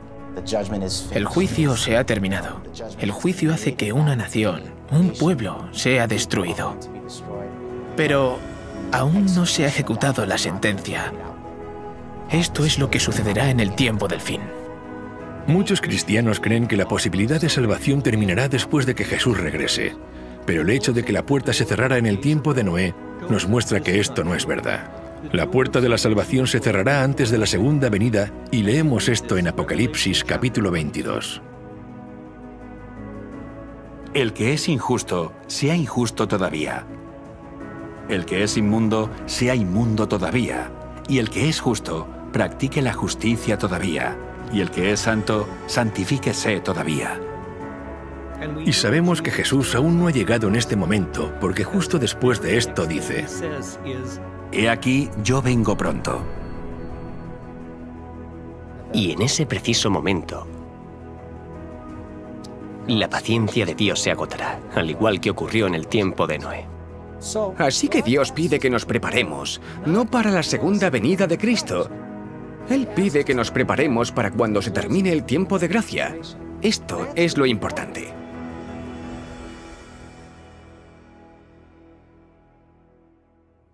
En estos momentos, el veredicto de nuestro caso aún está siendo investigado en el juicio celestial, porque la puerta al refugio del pacto eterno aún está abierta, y esa puerta es Jesús. Yo soy la puerta. El que por mí entrare será salvo. Jesús también habló de la puerta de la salvación en el libro de Apocalipsis. He puesto delante de ti una puerta abierta, la cual nadie puede cerrar, aunque tienes poca fuerza. La razón por la que Noé no cerró la puerta del arca es porque representaba la puerta de la salvación y ningún hombre podía cerrar esta puerta. Imagina la fe de Noé al haber preparado un arca durante 120 años sabiendo que no tenía forma de cerrar la puerta. Él confió en que Dios cumpliría su promesa y es así como ocurrió en los días de Noé, porque leemos que Jehová le cerró la puerta. Cuando el juez golpea con su mazo, el caso está cerrado y la investigación ha terminado. De la misma forma, el cierre del arca mostró que el caso de cada individuo había sido determinado. Todos habían escogido aceptar o rechazar la promesa de misericordia. Para entender cómo Dios cerró la puerta de la salvación al final de los tiempos, necesitamos abrir nuestro libro de texto, El Santuario, y veremos cómo Jesús, en este momento, está manteniendo la puerta abierta. Porque no entró Cristo en el santuario hecho de mano, figura del verdadero, sino en el cielo mismo, para presentarse ahora por nosotros ante Dios. Él está en la presencia de Dios. Está allí como nuestro mediador. En estos momentos tenemos un mediador que está intercediendo. Él vive para interceder por nosotros. Un día la intercesión terminará y Él se marchará. El sumo sacerdote saldrá del lugar santísimo. El incensario será derribado. En este momento, no hay más mediador. Y por lo tanto, no puede haber más perdón de los pecados. Cristo es el que murió, más aún, el que también resucitó, el que además está a la diestra de Dios, el que también intercede por nosotros. Jesús es nuestro defensor en el tribunal celestial y su intercesión ante el Padre suplicando para nosotros por los méritos de su sangre hace posible la misericordia. Esto significa que cuando Jesús deja la presencia del Padre, la humanidad ya no tendrá más un mediador y la puerta de la misericordia se cerrará. Ahí los salvos quedan salvos y los perdidos quedan perdidos. Lo que significa que cada caso ya ha sido decidido para vida o para muerte. Damos por sentado que Él nos perdonará, porque a menudo cuando pecamos sabemos que podemos orar y Él nos perdona. Pero un día la lavandería va a cerrar y ya no podremos ser purificados. Así que ahora es el momento de ser santificados y purificados. En el tiempo del fin, Dios va a tener una generación que tiene una naturaleza pecadora, pero a través del poder de Dios, ganarán la victoria total sobre el pecado. Vi también como un mar de vidrio mezclado con fuego, y a los que habían alcanzado la victoria sobre la bestia y su imagen, y su marca y el número de su nombre, en pie sobre el mar de vidrio con las arpas de Dios. Son llamados los 144.000 los santos que viven cuando Jesús viene. Ellos van a desarrollar un carácter como el de Jesús. Dicho de otra forma, van a desarrollar un carácter de victoria sobre el pecado.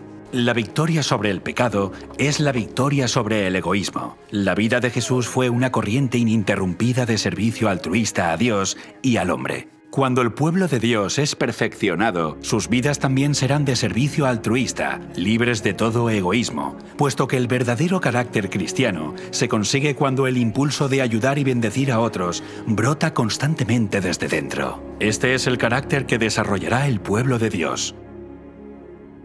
Serán las peores circunstancias en la historia de la Tierra, a menos que encontremos refugio en Cristo antes de que termine el tiempo de gracia. No habrá refugio durante el tiempo de dificultad.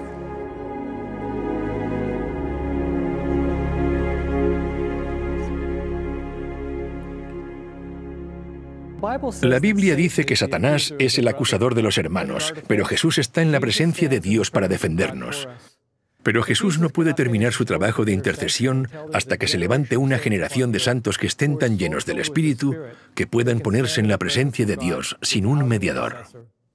Así que justo ahora Jesús está trabajando para cumplir las promesas de su pacto en aquellos que se lo permitan. Al haber confesado sus pecados en Jesús, han sido perdonados y mediante su poder, sus caracteres han sido santificados y restaurados. En otras palabras, serán capaces mediante el poder de Dios de sostenerse en el momento de dificultad sin pecar cuando ya no haya un mediador en el santuario celestial.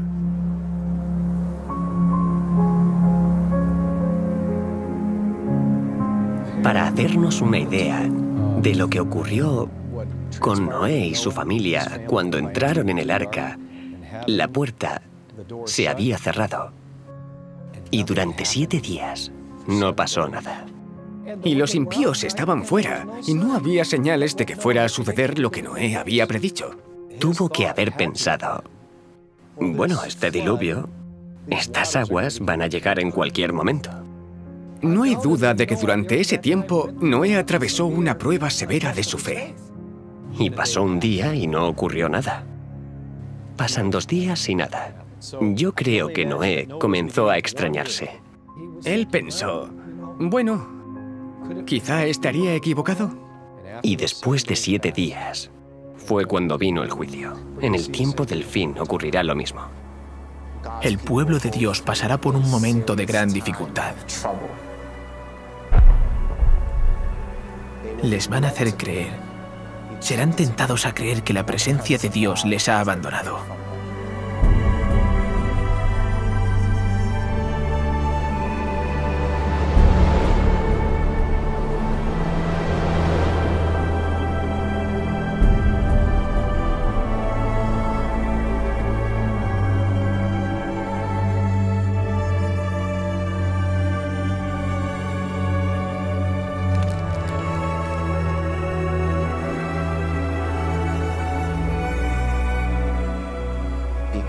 A consecuencia del caos y de sus propios pecados que cometieron en su vida pasada.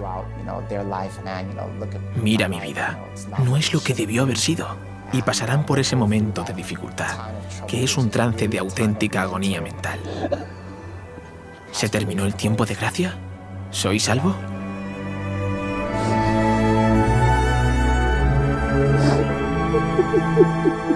Nadie sabe con exactitud cuándo se cierra la puerta. Cuando caigan las plagas, sabremos cuándo termina el tiempo de gracia. Existe un paralelismo con el tiempo de Noé en el sentido de que hay una predicación. La predicación divide el mundo en 2 grupos. Luego está cuando la puerta se cierra. Después hay un periodo donde la fe de los que están dentro del arca se pone a prueba y aquellos que están fuera están seguros de que Noé y su familia están equivocados. Y después está la destrucción. Llama la atención el paralelismo con el tiempo del fin, porque primero está el mensaje de los 3 ángeles que incluye el momento del juicio. Después de esto se cierra la puerta, cuando los inmundos permanecen inmundos y los justos siguen siendo justos. El santo seguirá siendo santo y el injusto continuará siendo injusto. Después de eso habrá un periodo de tribulación donde el pueblo de Dios estará en la tierra. Su fe será puesta a prueba. Luego vendrá la destrucción. Así que hay un paralelismo sorprendente entre lo que sucedió en los días de Noé y lo que sucede durante el día del juicio final. Y este juicio termina con el fin del tiempo de gracia, no con la segunda venida de Cristo. Termina en el fin del tiempo de gracia, cuando la puerta se cierra, al igual que ocurrió en los días de Noé. En Lucas capítulo 13 también aparece la imagen de la puerta cerrada y la gente que llama a la puerta para entrar. Porque os digo que muchos procurarán entrar y no podrán. Después que el padre de familia se haya levantado y cerrado la puerta, y estando fuera empecéis a llamar diciendo, «Señor, Señor, ábrenos». Él respondiendo os dirá, «No sé de dónde sois». Entonces comenzaréis a decir, «Delante de ti hemos comido y bebido, y en nuestras plazas enseñaste». Pero os dirá, «Os digo que no sé de dónde sois, Apartaos de mí, todos vosotros, hacedores de maldad. Lo más triste de todo esto es que muchas de estas personas que están llamando a la puerta se autoengañaban. Creían que estaban caminando con el maestro, cuando en realidad estaban caminando con otro, un maestro falso. Jesús identificó solo una razón para no conocerlos. Él dijo: apartaos de mí todos vosotros, hacedores de maldad. Y la palabra maldad significa sin ley. Aunque ellos afirmaban ser seguidores de Cristo, no se rindieron a la obra del Espíritu Santo y en consecuencia no guardaron sus mandamientos. La Biblia dice: pues este es el amor a Dios, que guardemos sus mandamientos, y sus mandamientos no son gravosos. En Primera de Juan dice que el que dice yo le conozco y no guarda sus mandamientos, el tal es mentiroso y la verdad no está en él. Así que no basta solamente con afirmar ser cristiano, no es suficiente. Por este motivo, muchos se sorprenderán cuando se enteren de que están fuera del arca y dicen: Señor, Señor. Y él dice: apartaos de mí, no os conozco. Así será la situación en los últimos días. La gente va a pensar que las formas de religión pueden hasta cierto punto suplir la santidad y devoción reales.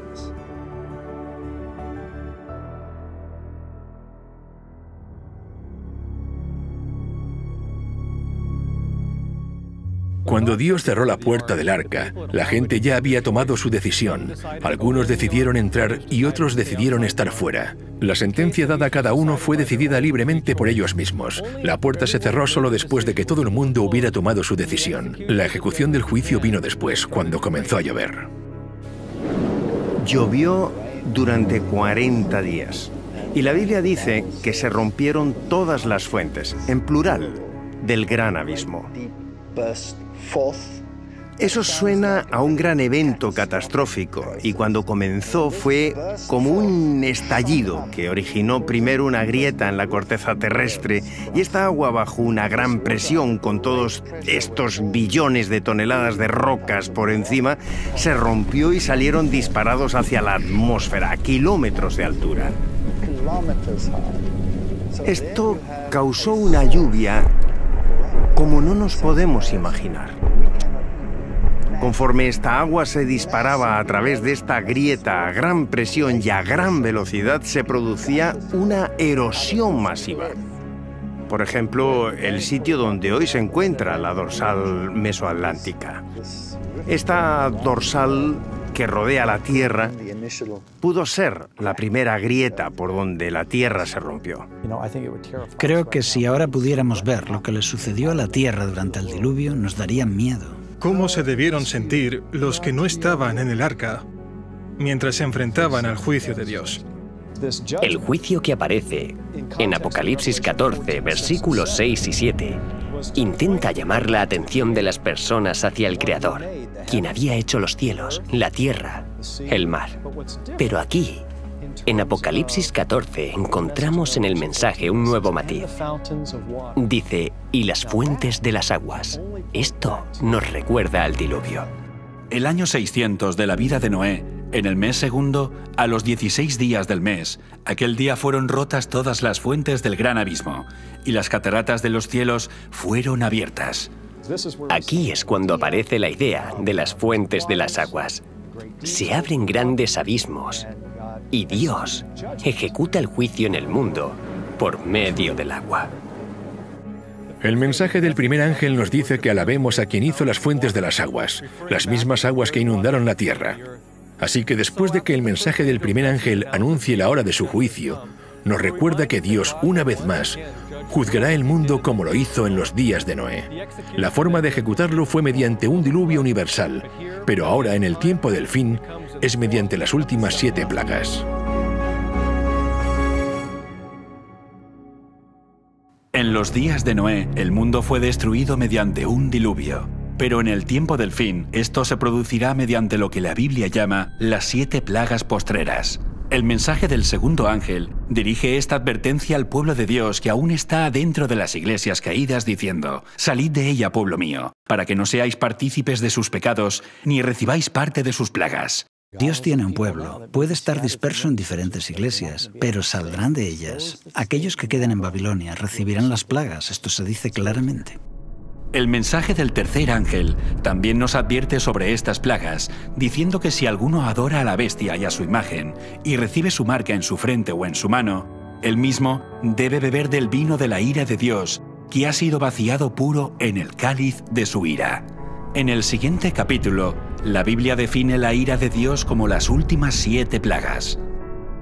Vi en el cielo otra señal grande y admirable, 7 ángeles que tenían las 7 plagas postreras, que son las últimas, porque en ellas se consumaba la ira de Dios.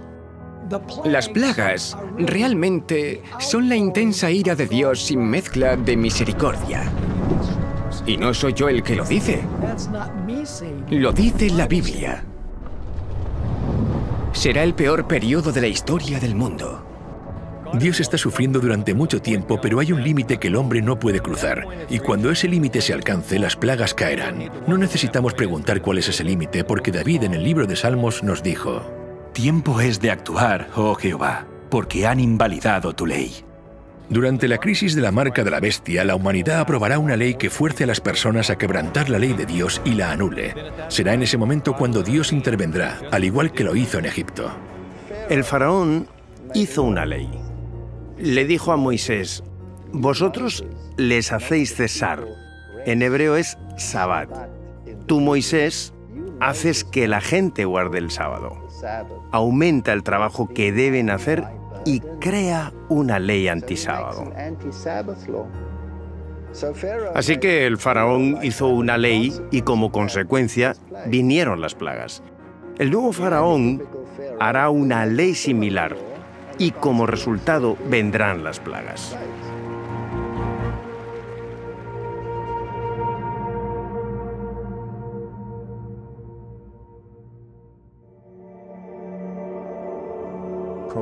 El tiempo de gracia ha finalizado. Todos han tomado su decisión. Y ahora comienza a ejecutarse el juicio para que se vean los resultados de la decisión que han tomado.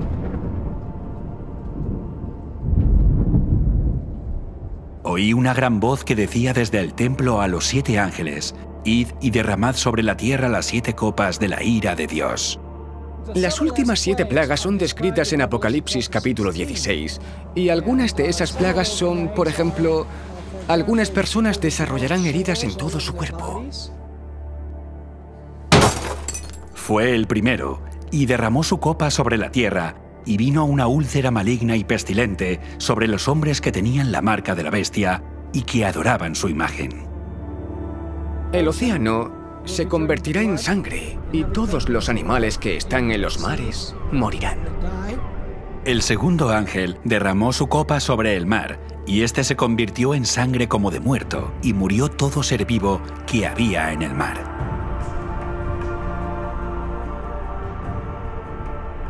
El tercer ángel derramó su copa sobre los ríos y sobre las fuentes de las aguas, y se convirtieron en sangre. Las fuentes de los ríos, el agua potable también se convertirá en sangre.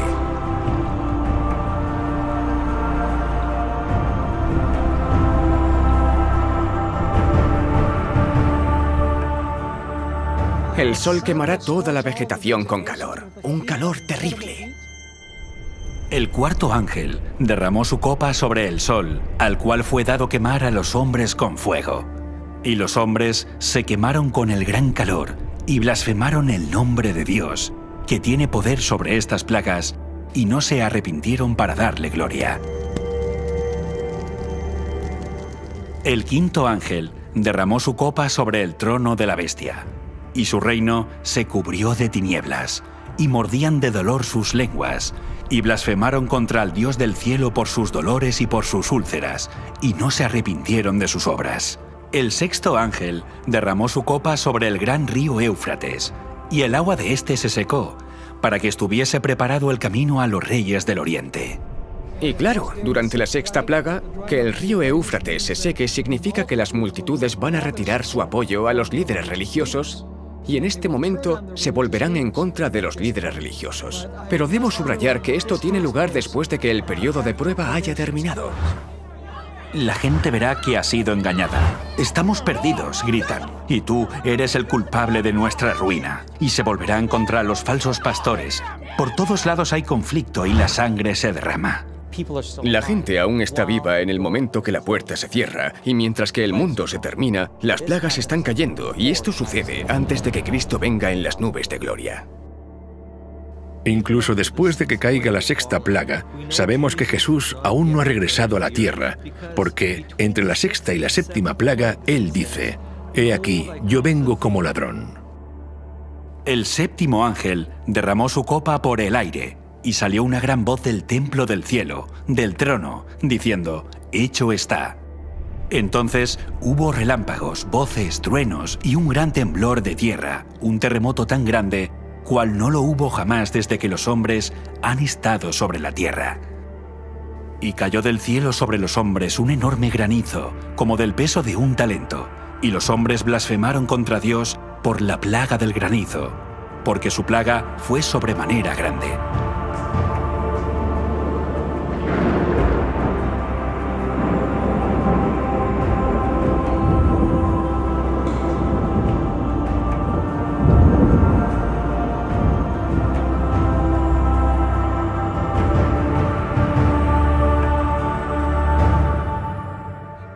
Ninguna de las plagas tocará a nadie del pueblo de Dios.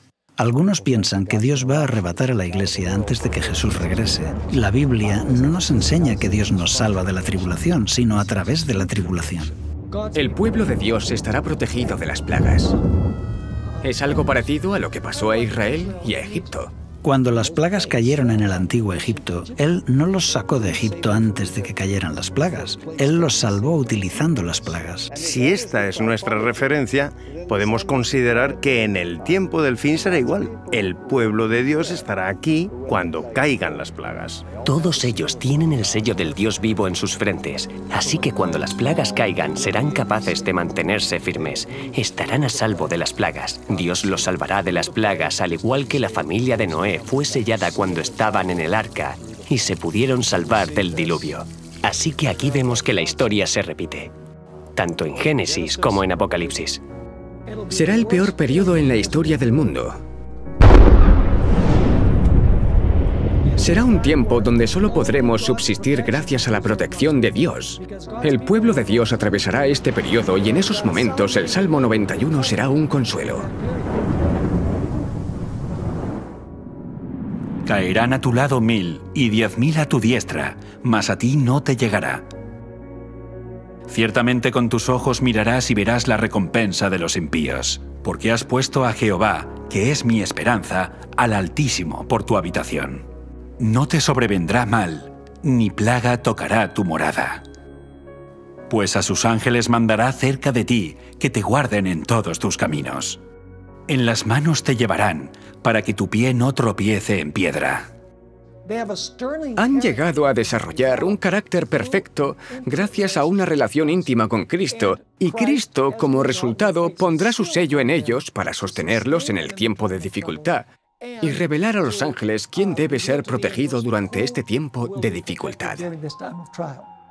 En los días de Noé, el arca fue el medio por el que Dios cumplió la promesa de mostrar misericordia a Noé. Por lo tanto, el arca en el tiempo del fin es el medio por el que Dios cumplirá su promesa de mostrar misericordia a aquellos que entren al pacto eterno. Por lo tanto, la promesa se cumple mediante la sangre del pacto eterno.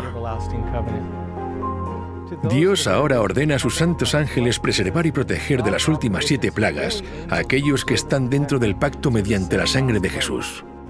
Es la consumación final de la ira de Dios sobre un mundo que ha rechazado su misericordia, que ha rechazado su ley y que ha rechazado su justicia.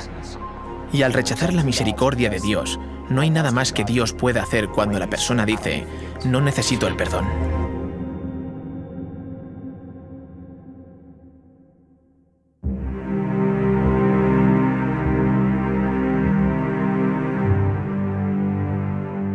Nadie necesita recibir estas plagas, porque Jesús ya bebió esta copa por nosotros. Fue en el jardín del Getsemaní cuando la culpa de los pecados del mundo fue puesta sobre los hombros de Jesús y dijo: mi alma está muy triste, hasta la muerte.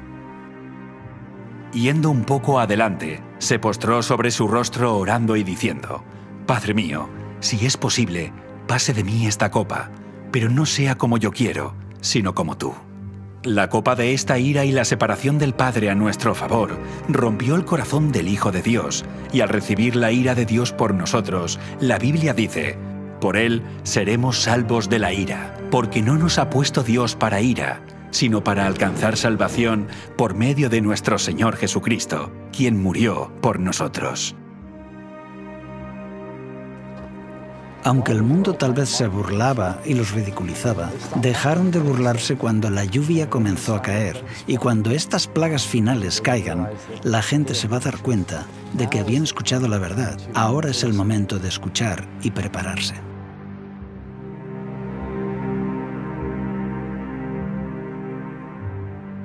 Al igual que las multitudes se reunieron ante el arca contemplando la decisión final que sellaría su destino, así te encuentras tú hoy en el Valle de la Decisión. ¿Recibirás el mensaje de Noé repetido por el mensaje de los 3 ángeles? ¿Entrarás al arca del pacto eterno descansando el 7º día guardando la señal del pacto? ¿Estarás entre aquellos que guardan los mandamientos de Dios y la fe de Jesús, o estarás entre aquellos que siguen los mandamientos de los hombres? La crisis de la marca de la bestia vendrá y hará que todos tomen una decisión. Después el tiempo de gracia terminará. Como dice la Escritura, muchos pueblos en el Valle de la Decisión, porque cercano está el día de Jehová en el Valle de la Decisión.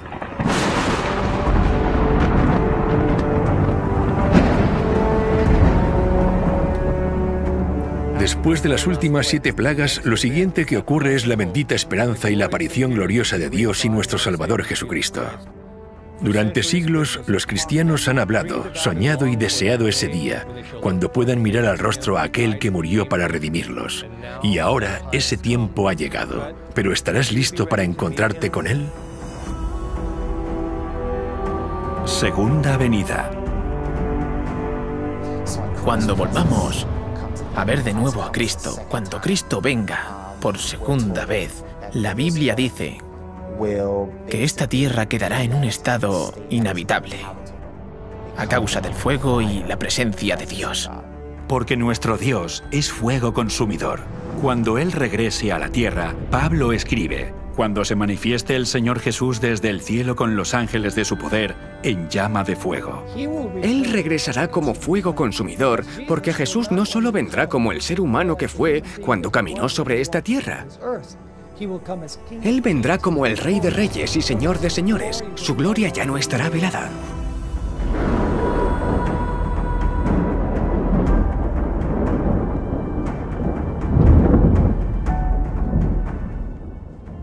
Abrumado con la visión de Cristo viniendo a la tierra, Isaías escribió: ¿quién de nosotros morará con el fuego consumidor? ¿Quién de nosotros habitará con las llamas eternas? Y esta es la pregunta a la que nos enfrentamos mientras nos preparamos para morar en el fuego consumidor de la presencia de Cristo en su venida. Pero después de que Isaías pregunte quién moraría con el fuego consumidor, él mismo responde su pregunta y dice: el que camina en justicia.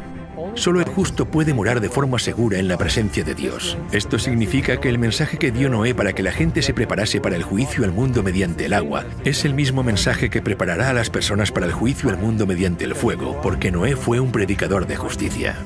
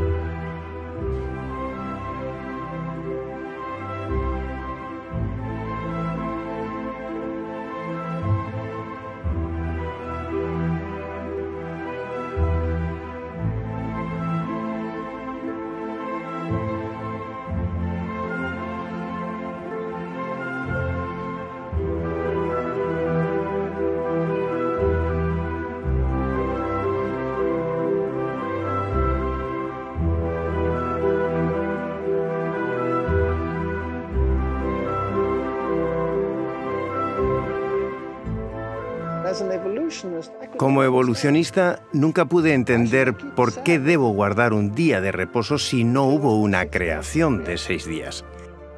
Este asunto se debatirá de nuevo en el tiempo del fin.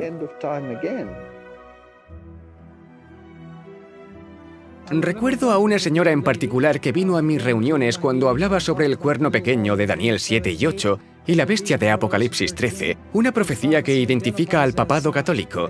Y ella dijo que había crecido en la Iglesia Católica. De hecho, había estado en un convento, se había educado en un convento. Hasta ese momento estaba emocionada, pero cuando prediqué ese mensaje dejó de venir. Pero las buenas noticias son que aunque le tomó tiempo asimilar el mensaje, después de varios meses de estudio personal, aceptó el mensaje.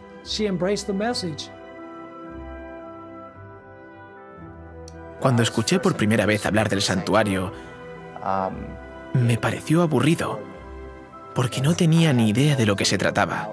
Acababa de entrar en la iglesia y solo me atraía, te puedes imaginar, el tema de la marca de la bestia. El santuario era solo como, bueno, sí, la marca de la bestia, eso es lo importante. No fue hasta que aprendí a estudiar la Biblia que comencé a ver la belleza de los símbolos del santuario. Cuando comencé a estudiarlo personalmente y me di cuenta de su función dentro del contexto del mensaje de los 3 ángeles, puedo decir que enriqueció y profundizó mi comprensión de la palabra de Dios, del plan de salvación, del carácter de Cristo. Realmente enriqueció la visión que yo tenía del plan de salvación. My view of the plan of salvation.